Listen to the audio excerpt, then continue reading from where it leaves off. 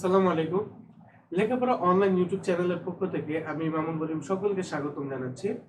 সপ্তম শ্রেণীর ইসলাম ও নৈতিক শিক্ষা ক্লাসে আজ আমরা সূরা আল ইখলাসের পরবর্তী অংশ নিয়ে আলোচনা করব।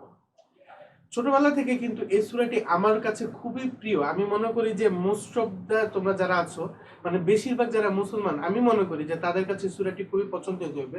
বিশেষ করে ব্যক্তিগতভাবে আমি এই সূরাটাকে খুবই পছন্দ করি এবং প্রায় প্রতিটি নামাজের মধ্যে পড়ার চেষ্টা করি। কারণ এর নিয়ে কিন্তু তোমাদেরকে একটি হাদিসও আমি বলেছিলাম গত ক্লাসে, আজকেও আরেকবার আলোচনা করব, যাতে করে তোমরা খুব ভালোভাবে বুঝতে পারো বা এই জিনিসটা তোমাদের আয়ত্তে এসে পড়ে যে কেন এই সূরাটি আল্লাহ তাআলা বা আল্লাহ রাসূলের কাছে খুবই পছন্দনীয়। এই সূরাটি হলো মূলত ধর্মতত্ত্বের কোষ্ঠীপাতর, অর্থাৎ আল্লাহ তাআলার মূল পরিচয় এই সূরার মধ্যে দিয়ে দিয়েছে।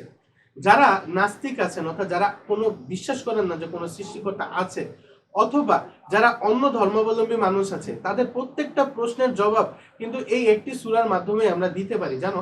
কারণ দেখো, এই সূরার মধ্যে 4টি এমন আয়াত বলা হয়েছে যে আয়াতগুলো আসলে সৃষ্টিকর্তার মূল পরিচয় আমাদের কাছে তুলে ধরে।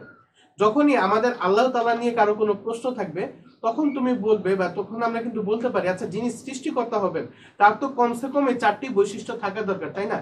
যে বা যেই ব্যক্তি বা যাই হোক, যারা মানে অন্য মানুষ যারা অন্য কিছুর পূজা করে বা অন্য কিছুর প্রতি প্রার্থনা করে, তাদেরকে বলবে এই 4টা বৈশিষ্ট্য যদি তোমরা কোনো কিছুর মধ্যে এনে দিতে পারো, তাহলে তাদেরকে আমরা সৃষ্টিকর্তা মানতে বাধ্য হব। কিন্তু আসলে এরকম কেউ নাই। তো যাই হোক, এই 4টি আয়াত কিন্তু আল্লাহ তাআলা আমাদের ঈমানকে রক্ষা করার জন্য, আমাদের ঈমানকে মজবুত করার জন্য নাজিল করেছে, যার কারণে সূরার নাম করা হয়েছে সূরা ইখলাস। ইখলাস অর্থাৎ হলো আমাদের নিয়ত, আমাদের ঈমান, ঠিক আছে?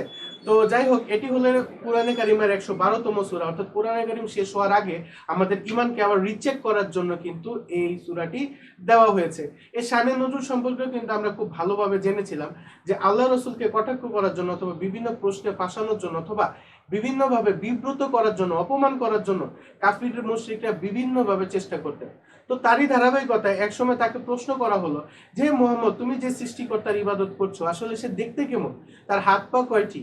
অথবা তার বাবা মার নাম কি? তার সন্তানের নাম কি? তার চোখ কয়টা? তার পা কয়টা? তার মুখ কিরকম দেখতে? এরকম নানা ধরনের বিবৃতিমূলক বা বিরক্তিকর প্রশ্নগুলো করছিলেন তাকে অপমান করার জন্য।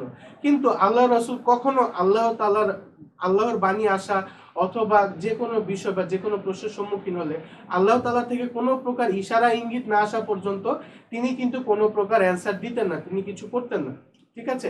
তো ওই সকল ক্ষেত্রে কিন্তু পরে আল্লাহ তাআলা তাদের মুখ বন্ধ করার জন্য এবং তাদেরকে প্রতিউত্তর দেওয়ার জন্য এই সূরাটি নাজিল করেছেন। এবং এই সূরাটি নাজিল হওয়ার পরে তারা স্তম্ভিত হয়ে গেছেন, অবাক হয়ে গেছেন যে কোনো একজন ইনসানের পক্ষে এত সুন্দরভাবে সৃষ্টিকর্তার বৈশিষ্ট্য দেওয়া কখনো সম্ভব না। এটা স্বয়ং আল্লাহ তাআলা, যিনি আমাদেরকে সৃষ্টি করেছেন, তার কাছ থেকেই এসেছে। তো যাই হোক, এটা আমরা গত ক্লাসে আলোচনা করেছি। আজকে আমরা প্রত্যেকটি শব্দের অর্থ তথা প্রত্যেকটি আয়াত খুব ভালোভাবে বোঝার চেষ্টা করব। আমি খুবই নিজেকে খুবই ব্লেসড মনে করছি যে আমি যেই সূরাটাকে ছোটবেলা থেকে সবচেয়ে বেশি পছন্দ করতাম, আমার কাছে বিশ্বাস করে খুব মজা লাগতো এই সূরাটি পড়তে। তো এই সূরাটি নিয়ে আমি আজকে আলোচনা করছি বা কাউকে কিছু বলতে পারছি যে হ্যাঁ, এই সূরাটি এরকম। আমি আল্লাহ তাআলার কাছে খুবই কৃতজ্ঞ। আল্লাহ তাআলা আমাকে তৌফিক দেখ যাতে আমি আরো ভালোভাবে তোমাদেরকে বুঝাতে পারি। তো যাই হোক, ক্লাসটি শুরু করার আগে আমি সবসময় যারা নতুন এসেছো তাদেরকে স্বাগতম জানাই। তো যারা ক্লাসে আজকে নতুন এসেছো এবং নতুন জয়েন করেছো, সকলের প্রতি রইল আমার আন্তরিক কৃতজ্ঞতা এবং শুভেচ্ছা অভিনন্দন। তোমরা তোমাদের আসনটি গ্রহণ করো এবং খুব মনোযোগ সহকারে আমাদের ভিডিওগুলো দেখার চেষ্টা করবে। আর হলো, যারা প্রতিনিয়ত আমাদের ভিডিওগুলো দেখছো তাদের প্রতি রইল আমার আন্তরিক কৃতজ্ঞতা। যারা নতুন আছো তাদেরকে আমি জানিয়ে দিই যে তোমরা তো আজকে নতুন এসেছো, অবশ্যই হয়তো বা আমাদের ক্লাস সম্পর্কে তেমন একটা ধারণা নাও থাকতে পারে। যে আমরা শুধুমাত্র যে সপ্তম শ্রেণীর জন্য ক্লাস করি তা নয়, আমরা ষষ্ঠ থেকে দশম শ্রেণী পর্যন্ত প্রত্যেকটি শ্রেণীর প্রত্যেকটি টপিকস নিয়ে আলোচনা করি, যাতে করে তোমরা তোমাদের পড়াগুলো খুব মজাদারভাবে তোমরা শিখতে পারো এবং খুব ভালোভাবে শিখতে পারো। একই সাথে তোমাদের যাতে সিলেবাসও কমপ্লিট হয়, এজন্য আমরা তোমাদের সিলেবাসটাকেও ফলো করি সবসময়। এবং অবশ্যই তোমরা যদি খেয়াল করো যে আমরা শুধুমাত্র সপ্তম শ্রেণী না, আমরা প্রত্যেকটি শ্রেণীর জন্য ক্লাস তৈরি করি, তাই সকলের নিকট শেয়ার করে দিবে। আর খুবই শীঘ্র আমাদের এইচএসসি ভার্সন আসবে এবং ইংলিশ ভার্সনের ক্লাসগুলো শুরু হবে। আইএলটিএস এর ক্লাসও এখনো রেকর্ডিং হচ্ছে, খুব তাড়াতাড়ি তোমরা পেয়ে যাবে। তো কোনো কিছু যাতে মিস না করো, অবশ্যই সাবস্ক্রাইব করে নিও এবং বেল আইকনটি প্রেস করে দিও। আর যারা প্রতিনিয়ত ভিডিওগুলো দেখছো, তোমরা তো আমাদের পরিবারের সদস্য, ধন্যবাদ আমাদের সাথে থাকার জন্য। এবং তোমাদের যদি কোনো মতামত থাকে, কিছু বিষয় যদি আমাদের কাছে জানতে হয়, বা কোনো বিষয় ধরো আমার ভুল হয়েছে, আমি কোনো কিছু তোমাদের ভুল জানিয়েছি বা ভুল বলেছি, অবশ্যই আমাকে জানাবে, যাতে করে আমি আমার ভুলটি শুধরে নিতে পারি।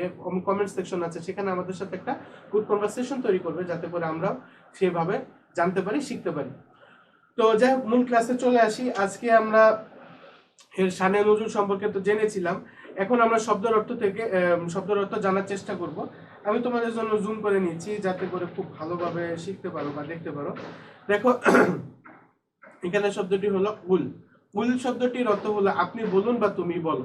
ঠিক আছে, এখানে কফ দেওয়া আছে, কফ এর উচ্চারণটা কিন্তু মাখরাজ অনুযায়ী উচ্চারণ করতে হবে, এবং মাখরাজ তোমরা ষষ্ঠ শ্রেণীতে শিখেছো। এখন কেউ যদি এখনো মাখরাজ না শিখো, আমি আগেই বলে নিই, মাখরাজ শিখা ব্যতীত সূরা শিখে কোনো লাভ নাই, উল্টা আরো গুনাহ হবে। কারণ হলো, কেউ যদি অক্ষর ঠিক মতো উচ্চারণ করতে না পারে, তাহলে সূরা পড়তে গেলে তাদের কিন্তু অনেক ভুল হবে। ঠিক আছে, মানে এখন মনে করো অনেকে আছো যে চিন্তা করছো যে এখন তো আমাদের নামাজ পড়ার বয়স হয়ে গেছে, আমাদের নামাজ ফরজ হয়ে গেছে, আপাততর জন্য তোমরা সূরাগুলো পড়ে মুখস্থ করে নিতে পারো। কিন্তু যদি ইচ্ছা করে মাকরাজ না শিখো এবং না শিখেই যদি তোমরা এরকম নামাজ পড়তে থাকো, আর যদি এর মধ্যে তোমাদের কোনো ভুল হয়ে যায়, তাহলে কিন্তু তোমরা প্রচুর গুনার ভাগিদার হয়ে যাবে। তাই অবশ্যই মাকরাজটা শিখে নেবা। এখন তোমরা বলবা যে আমরা তো সপ্তম শ্রেণীতে আছি, আমাদের তো মাকরাজ নাই। তো আমি তোমাদের বলে দিচ্ছি, যদি তোমাদের মাকরাজ শিখতে হয়, যদি মন চায় শিখবে, তাহলে অবশ্যই আমাকে জানাবে। আমি দরকার পড়লে তোমাদের সেই ষষ্ঠ শ্রেণীর থেকে ক্লাসগুলো কেটে নিয়ে তোমাদেরকে আমি প্রেজেন্ট করবো, এবং তোমাদেরকে মাকরাজ শেখানোর চেষ্টা করব। আমি যতটুকু পারি আমি তোমাদের সর্বাত্মক দেওয়ার চেষ্টা করবো, তাই অবশ্যই আমাদেরকে জানাবে। তো যাই হোক, দেখো এখানে দেওয়া আছে, প্রথমে হলো কুল। কুল শব্দটির অর্থ হলো আপনি বলুন বা তুমি বলো। এই কুল শব্দটি দিয়ে কিন্তু অনেকগুলো সূরা আল্লাহ তাআলা নাজিল করেছেন। তো দেখো এখানে দেওয়া আছে, কুল শব্দটির অর্থ আপনি বলুন বা তুমি বলো। তারপর দেখো হুয়া। হুয়া শব্দটির অর্থ তিনি বা সে। তারপরে হলো আহাদুন। আহাদুন শব্দের অর্থ একক, অদ্বিতীয়। ঠিক আছে, এই শব্দের অর্থ কিন্তু আগের ক্লাসে শিখেছিলাম, তারপরও আজকে আবার শিখে নিচ্ছি, যাতে করে আমরা পরের সূরাটি খুব সুন্দরভাবে পড়তে পারি এবং তোমাদের উচ্চারণটি সঠিক হয়ে যায়, অর্থগুলো মুখস্থ হয়ে যায়। আহাদুন শব্দের অর্থটি হলো একক বা এক, অদ্বিতীয়। আস-সামাদু। আস-সামাদু শব্দের অর্থ অমুখাপেক্ষী বা বেনিয়াজ। যিনি কারো মুখাপেক্ষী নন বা স্বয়ং সম্পূর্ণ, যিনি নিজেই স্বয়ং সম্পূর্ণ, কারো মুখাপেক্ষী নন। তারপর দেখো লাম ইয়ালিদ। উচ্চারণটা দেখো, এখানে দাল কিন্তু কলকলা হরফ, বাউন্স করে উচ্চারণ করতে হয়। লাম ইয়ালিদ। লাম ইয়ালিদ অর্থাৎ তিনি কাউকে জন্ম দেননি। তারপরে হলো লাম ইউলাদ, অর্থাৎ তাকেও জন্ম দেওয়া হয়নি। লাম ইউলাদ অর্থাৎ তাকেও জন্ম দেওয়া হয়নি। তারপরে হলো কুফুয়ান। কুফুয়ান শব্দটির অর্থ হলো সমতুল্য বা সাদৃশ বা সমকক্ষ। এই পুরো সূরার মধ্যে আমি মনে করি এই শব্দটা সবচেয়ে বেশি গুরুত্বপূর্ণ। কেন জানো? এখানে কুফুয়ান অর্থাৎ সমতুল বা সাদৃশ্য, কুফুয়ান আহাদ অর্থাৎ তাহার মানে সাদৃশ কেউ নাই। এখন এটার মানে কি আমি তোমাদের বুঝাচ্ছি। ধরো আমি বললাম যে ওই ব্যক্তিটা পৃথিবীর সবচেয়ে শক্তিশালী ব্যক্তি, একজনকে আমি উদাহরণ দিলাম। এখন তিনি আল্লাহ তাআলার তুলনায়, মানে আল্লাহ তাআলা তার তুলনায় 100 গুণ বেশি শক্তিশালী। যদি আমরা এই কথা বলি, তাহলে এটা কথাটা ভুল হবে। কারণ এখানে আমি তুলনা করছি, ঠিক আছে, যে তার সাদৃশ্য, অর্থাৎ এই ব্যক্তি যদি আর 100 গুণ বেশি শক্তিশালী হয়ে যায়, তখন হয়তো বা আল্লাহ তাআলা সমান পর্যায়ে চলে আসবে বা শক্তিতে সমান পর্যায়ে চলে আসবে। কথাটা কিন্তু এরকমই দাঁড়ায়, নাউজুবিল্লাহ মিন জালেম। তো আমি যেটা বুঝাতে চাচ্ছি, যে আল্লাহ তাআলার শক্তির সাথে, আল্লাহ তাআলার জ্ঞানের সাথে এবং আল্লাহ তাআলার যে গুণগুলো আমরা জানি বা না জানি, এই সকল গুণের সাথে কোনো কিছুরই তুলনা করা যাবে না। কারণ তুলনা করার মতো কিছুই আল্লাহ তাআলার কাছে না। আল্লাহ তাআলা সবকিছুতে অতুলনীয়, বেনিয়াজ। কোনো কিছু, আমি যদি বলি যে সে আল্লাহ তাআলা এটা এত গুণ, ওইটাও বলতে পারবো না, ওইটাও আমাদের শিরক হয়ে যাবে, গুনাহ হয়ে যাবে, কুফরি হয়ে যাবে। কারণ হলো আল্লাহ তাআলা অতুলনীয়। দেখেছো এখানে বলছে সমতুল্য বা সাদৃশ, কোনো কিছু দিয়ে তুলনা করতে পারবো না। 100 গুণ, 100 গুণ, 1 কোটি গুণ বলা যাবে না। আল্লাহ তাআলার সাথে কোনো কিছুর সাথে কোনো তুলনা নেই। তিনি বেনিয়াজ, তিনি সর্বশক্তিমান, তিনি সবচেয়ে জ্ঞানী, সবকিছুতে তিনি সর্বোপরি। তার কোনো তিনি কারোর প্রতি মুখাপেক্ষী নন, আমরা সকলে তার প্রতি মুখাপেক্ষী। ক্লিয়ার? তো আশা করি এই শব্দের অর্থগুলোর ভাবার্থ, মূল অর্থগুলো তোমরা বুঝতে পেরেছো। আমি যদি সারা জীবন চেষ্টা করি, তারপরে মনে হয় না এই এতটুকু শব্দের অর্থ আমি বুঝাতে পারবো। তারপরে আমি যতটুকু চেষ্টা পারি আমি ততটুকু তোমাদেরকে বলেছি। তারপরে দেখো এখানে আমরা এবার সূরাতে চলে যাই। দেখো সূরাটি পড়ার আগে আমরা সবসময় শয়তান থেকে, বিতাড়িত শয়তান থেকে আল্লাহ তাআলার কাছে পানা চেয়ে নিব। আউযু বিল্লাহি মিনাশ শাইতানির রাজিম, অর্থাৎ বিতাড়িত এবং অভিশপ্ত শয়তান থেকে আমরা আল্লাহ তাআলার কাছে পানা চাইতেছি। তারপর দেখো বিসমিল্লাহির রহমানির রহিম, অর্থাৎ দয়াময় পরম দয়ালু আল্লাহর নামে। অর্থাৎ আমরা আল্লাহর নামে কি চাচ্ছি, আল্লাহর নামে আমরা এই সূরাটি শুরু করছি। আমরা যে কোনো নেক আমলের ক্ষেত্রে বা ভালো কাজের ক্ষেত্রে আমরা অবশ্যই বিসমিল্লাহ বলে নিব, যাতে আল্লাহ তাআলা ওই কাজে আমাদেরকে বরকত দান করেন।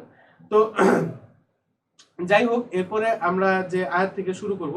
ও আরেকটা বিষয় আমি তোমাদের সবসময় বলে নিই, যারা প্রতিনিয়ত শুনছো তাদের হয়তো বা বোরিং লাগতে পারে, খুবই দুঃখিত, কিন্তু যেহেতু একটা ওজিফা, যেহেতু সোয়াব কামার একটা জরিয়া আছে, আমি বলতে চাই।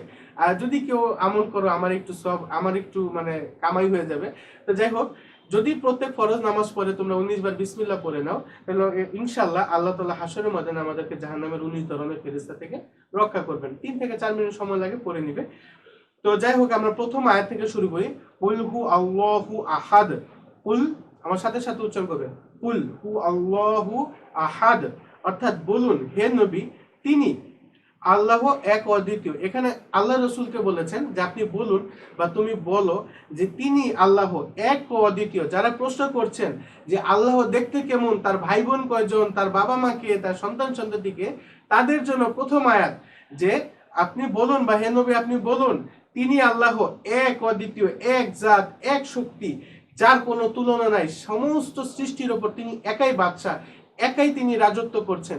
গাছের পাতা থেকে শুরু করে আসমানে চড়া মানে বিচরণকারী পাখি থেকে শুরু করে সমুদ্রের অতল গভীরের যে পোকামাকড় আছে, সবকিছুর মালিক এক আল্লাহ। তার সাথে কোনো বিষয়ে কেউ তর্ক করার মতো নাই, কোনো বিষয়ে তাকে কিছু বলার মতো কেউ নাই। তারপরে দেখো পরের আয়াতটিও দেখো। এগুলো আসলে যারা মনে করো যে আল্লাহ তাআলাকে মানে না বা আল্লাহ তাআলার সাথে শরীক করে, তাদের জন্য আমি মনে করি একটা বন্দুকের গুলির মতো আসে, যে বলো তোমাদের সৃষ্টিকর্তার হয়তো বা শরীক হতে পারে, আমার সৃষ্টিকর্তার কোনো শরীক নাই। সৃষ্টিকর্তা তো আল্লাহ তাআলাই, মানে তোমাদের তোমরা যারা উপাস্য করো তার তো শরীক আছে, আমাদের উপাস্যের কোনো শরীক নাই, একা মালিক। তারপরে দেখো আল্লাহুস সামাদ। আল্লাহুস সামাদ শব্দের অর্থ আল্লাহ কারো মুখাপেক্ষী নন, সকলেই তার মুখাপেক্ষী। অর্থাৎ আল্লাহ তাআলা কোনো কিছুর জন্য আল্লাহ তাআলা কারোর প্রতি মুখাপেক্ষী নন। পৃথিবীতে সমস্ত বান্দা, সমস্ত মাখলুক যদি আল্লাহ তাআলা নাফরমানি করতে থাকে বা শুরু করে দেয়, তারপরে আল্লাহর সম্মান একটুও কমবে না, বা আল্লাহ তাআলার ক্ষমতা বা আল্লাহ তাআলার বাদশাহীতে একটু মানে কোনো সিগনিফিকেন্ট চেঞ্জ হবে না। বা পৃথিবীর সকল মাখলুক যদি আল্লাহ তাআলার মানে মানে ইমানদার হয়ে যায়, আল্লাহ তাআলার ইবাদত করা শুরু করে দেয়, তারপর আল্লাহর সম্মান একটুও বাড়বে না। কারণ আল্লাহ তাআলার সম্মান যে পর্যায়ে আছে ওই পর্যায়ে তার কিছুই নেই। ঠিক আছে? তো যাই হোক, এজন্য আল্লাহ তাআলা বলেছেন যে আল্লাহ তাআলা সর্বাপেক্ষা অমুখাপেক্ষী, তা কেউ তার মুখাপেক্ষী নয়, কিন্তু সমস্ত মাখলুক তার প্রতি মুখাপেক্ষী। তারপর দেখো লাম ইয়ালিদ ওয়া লাম ইউলাদ। এই আয়াতটা তাদের জন্য যারা মনে করে আল্লাহ তাআলারও সন্তান আছে, তাদের জন্য। তিনি কাউকে জন্ম দেননি বা তাকেও কেউ জন্ম দেয়নি। ঠিক আছে? তারপর দেখো ওয়ালাম ইয়াকুল্লাহু কুফুয়ান আহাদ, অর্থাৎ আর তার সমতুল্য কেউ নেই। এই আয়াতটা আমি মনে করি এই সূরার সবচেয়ে গুরুত্বপূর্ণ জিনিস। তার সমতুল্য কেউ নেই, কোনো কিছুর সাথে তুলনা করা যাবে এরকম কিছুই পৃথিবীতে নেই, আল্লাহ তাআলা সৃষ্টি করেননি। তো যাই হোক, এই আয়াতগুলো তো আশা করি তোমরা বুঝতে পেরেছো, আমি তোমাদের বুঝাতে পেরেছি। যদি ক্লাসটি সম্পূর্ণ ভালো লেগে থাকে, দেখে থাকো, অবশ্যই লাইক বাটনে ক্লিক করবে, সকলের নিকট শেয়ার করে দিবে, এবং আমাদের চ্যানেলটি যদি এখনো সাবস্ক্রাইব করে না থাকে অবশ্যই সাবস্ক্রাইব করে নিবে। তো আজ এ পর্যন্তই। আগামী ক্লাসে আবার হাজির হবো ইসলাম ও নৈতিক শিক্ষার অন্য একটি বিষয় নিয়ে। আসসালামু আলাইকুম।